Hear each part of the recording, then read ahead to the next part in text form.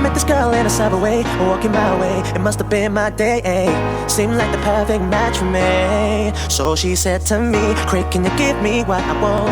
I don't know about you, but I feel so good. What is up? I am Crypto Mason. In this video, I am going to give you my summary and my notes and my thoughts on the new David Schwartz interview from Thinking Crypto.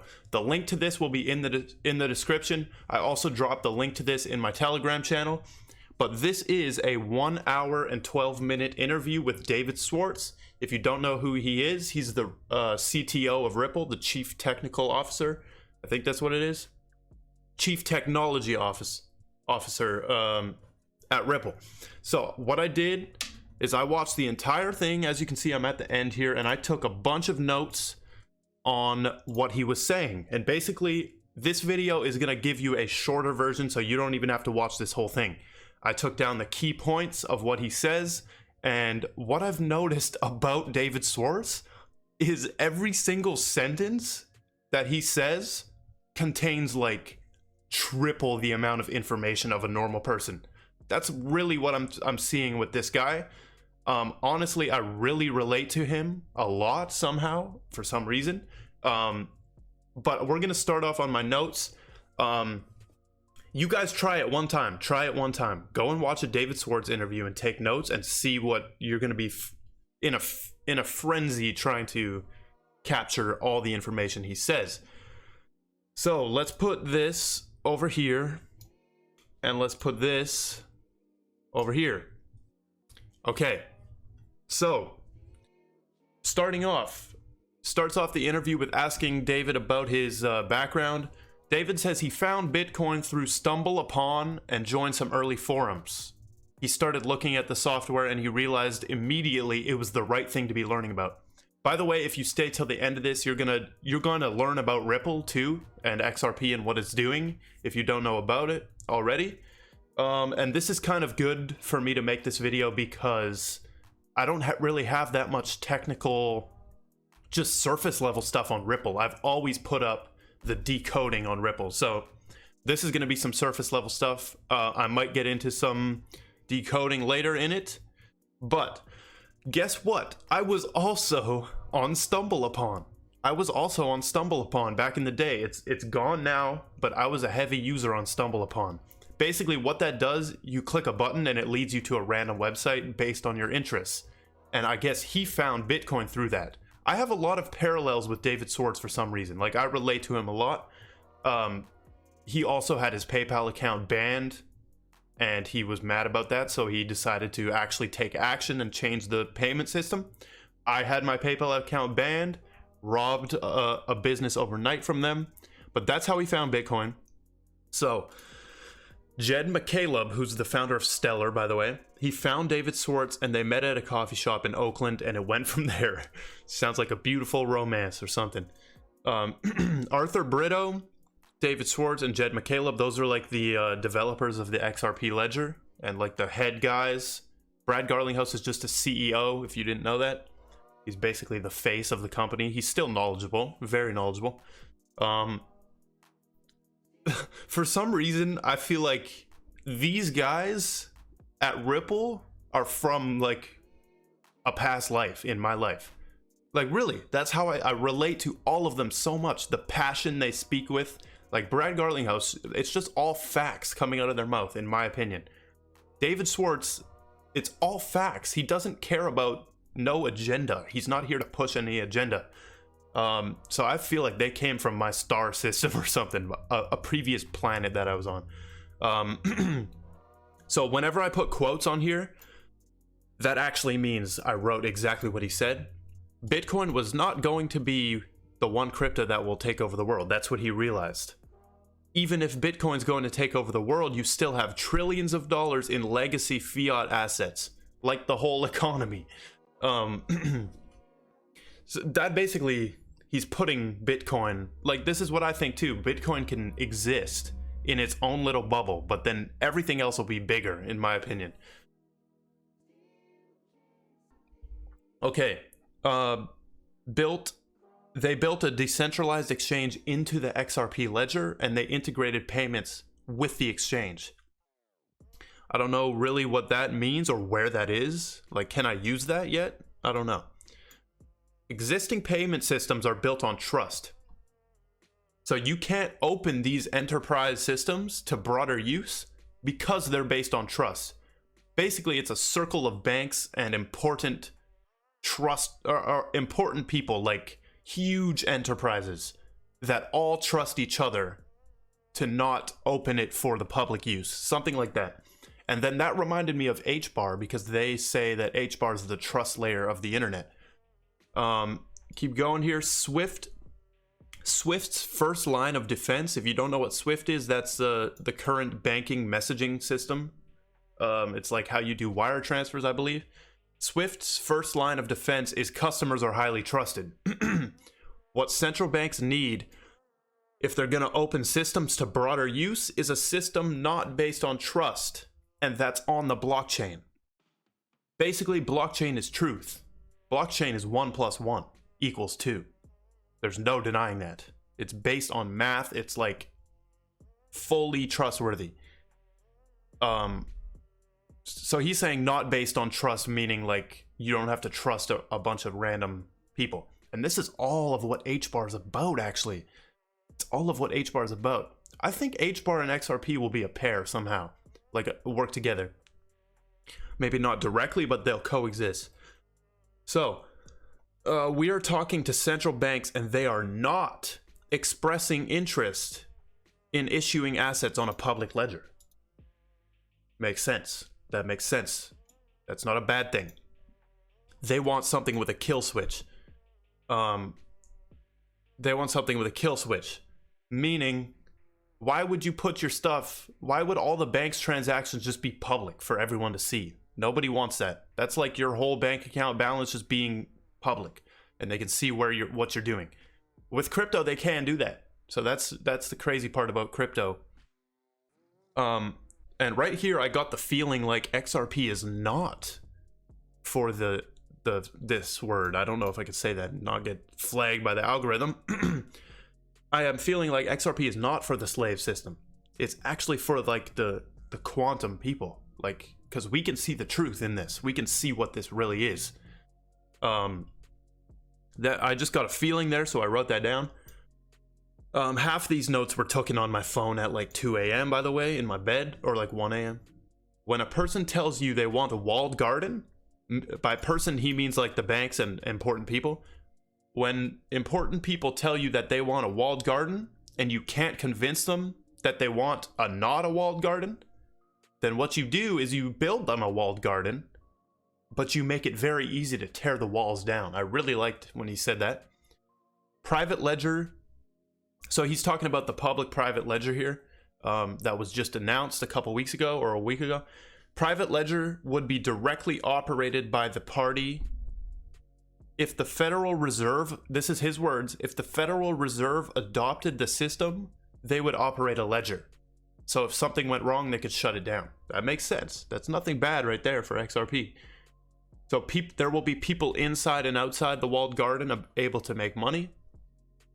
Hopefully over the time the walls come down, someone will tax the ability to move from one side of the wall to the other, and that'll drive the rates down, and some point we will reach no point of keeping those walls up. Which that's very interesting that he said that. This is direct words right here. The entities we are talking to, there is no other way to get them close to blockchain technology. There is no way the Federal Reserve is going to issue an asset on the XRP ledger or any other public censorship-resistant ledger. That's kind of negative for XRP there. But they have the private ledger now, so that's not a problem. That's not a problem. They mentioned Algorand in here twice. Nothing crazy about it. They just mentioned it. A lot of these projects are actually not in competition with each other. That's what he said. I really like this quote. You immediately hit walls when you try to do things with Bitcoin because the rest of the ecosystem works so differently. He's old. Bitcoin's old. It wasn't built. It was basically a test run, in my opinion. It's like beta version type stuff. That's why it's the B, I guess. Get things modernized. These banks are ancient. And then this is my words. I've been saying all this stuff is outdated. Even in my personal life, I've been saying everything is outdated. The way you file a business, the way you file your taxes, the payment systems, the wire transfers take years. Not years, but days. Everything's outdated. This is the revolution. This is the next one. It's the financial revolution. That's what it is. They will use it because it's the best. That's his words right there. Or his, that's paraphrasing. If you guys are enjoying this summary, by the way, hit the like button. Because I watched this whole thing, I took some notes. If you were JP Morgan, you would push pause or stop on technology if you could. I've heard Brad Garlinghouse say this as well. The banks are scared of technology surpassing their ancient systems. So they would push pause on it if they could. Then he gets into Ripple more. By the way, this interviewer is good. He asks some hard questions. He just straight up, I don't know who he is, but shout out to Thinking Crypto. Ripple is split into two pieces. You have RippleNet and RippleX. RippleNet side is like software for banks. And they're thinking about what can we provide to banks that solves real problems they have. And by the way, Ripple is just like, or XRP is just aiming at the banks. Such as like the same thing as Engine just aiming at gaming. That's what this is. That's what this is. Theta is aiming at video content and live streaming. What else? Zinfin is aiming at global trade. They're all just aiming at something. And which one are you gonna pick? Because payments has the most money in it as a goal. Gaming has less money than payments. Payments is up here, gaming's down here. Like that type of stuff. Payments is everything. Everything. Okay. Looking to expand services to banks. He was asked about what's your future plans, or what are you looking to do? They're looking to expand services to banks. How can we draw in all the liquidity in the cryptocurrency space in a way that's useful to banks that might be experimenting with crypto? What? How can we draw in all the liquidity in the crypto space? I had to write that one down because that's weird. Okay, now he's covering the Ripple X side. The Ripple X side is everything else in open source space, federating ledgers and the connections between ledgers. That sounds like Quant right there. Quant connects all the ledgers. He also said we are looking at NFTs. Oh yes, please look at NFTs. He said digital rights are growing fast. And then that reminded me of reserve rights. Just the name, just off the name. I don't know if that's what reserve rights does, but it really reminded me of reserve rights. Will XRP get bigger? This was a good question by the interviewer. Will the XRP price go up when people build on the XRP ledger? Just like when people build on ETH, the price goes up. Like CryptoKitties, all these crazy projects on ETH. This is what he said. He completely dodged the question, but his answer was amazing. It's a good answer. He says, it's hard to know what drives crypto prices. News tends to drive it. Okay. That's facts. Expectation of future value, and you buy it now to expect it later. Okay. Basically, he's saying that when you buy a crypto, your expectation is that it's going to go up. So the whole answer for this question about the XRP price really felt like he's leaving it up to randomness. Randomness. Because he says, all that I've discovered is that everything I try to say about the price, the market proves me wrong. That's what he's saying. So whenever he tries to make a prediction, or like he thinks the market's going to go a certain way, it proves him wrong. Which means it's such a coded genius answer right here.